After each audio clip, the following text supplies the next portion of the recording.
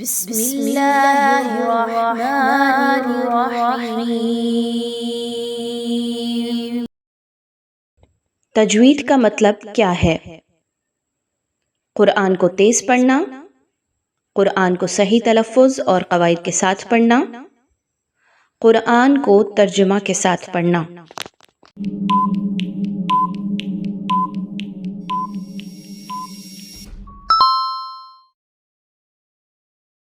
حروف مدہ کتنے ہوتے ہیں؟ 2، 3 یا 5؟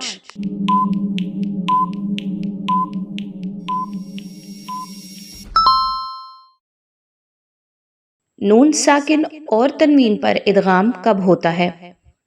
حروف حلقیہ پر، حروف یرملون پر، حروف قلقلہ پر۔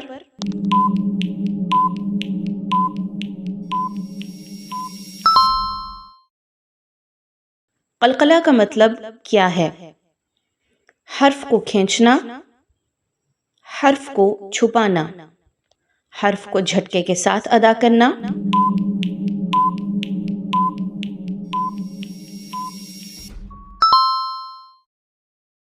حروف لین کیسے ہوتے ہیں؟ واو یا ساکن جن سے پہلے زبر ہو، واو یا ساکن جن سے پہلے پیش ہو، حرف مد کے بعد ساکن ہو۔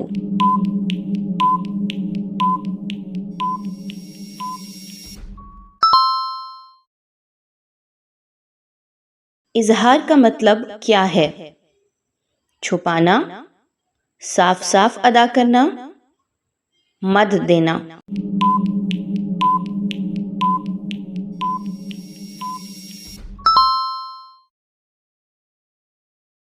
تجوید کا پہلا مقصد کیا ہے؟ قرآن کا ترجمہ یاد رکھنا، خوبصورت لہجے سے پڑھنا، وقف اور ابتدا کے ساتھ پڑھنا۔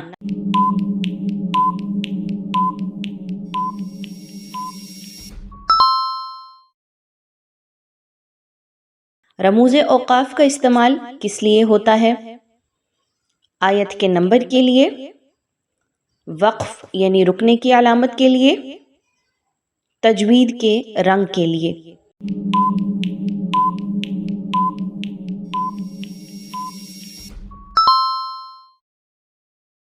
ادغام کا مطلب کیا ہے؟ 2 حروف کو ملانا، 2 حروف کو الگ الگ پڑھنا، حرف کو کھینچنا۔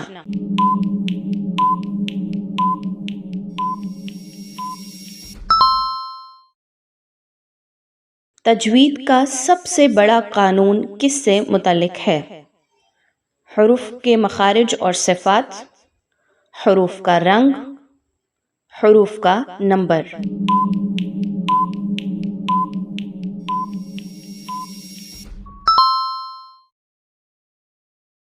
اظہار حلقی کن حروف پر ہوتا ہے؟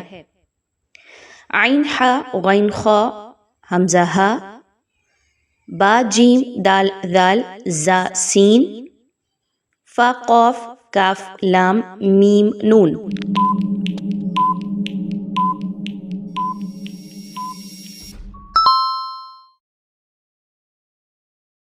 مد کا مطلب کیا ہے؟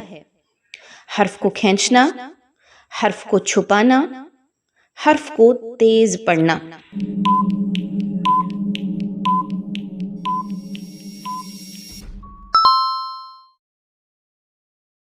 نون ساکن پر قلقلہ ہوتا ہے؟ ہاں، نہیں، کبھی کبھی۔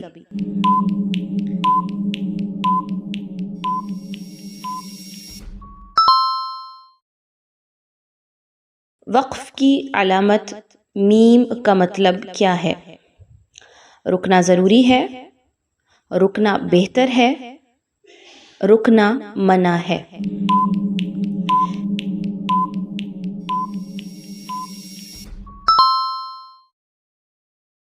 اخفا کا مطلب کیا ہے؟ حرف کو آدھا چھپانا، حرف کو صاف ادا کرنا، حرف کو کھینچنا۔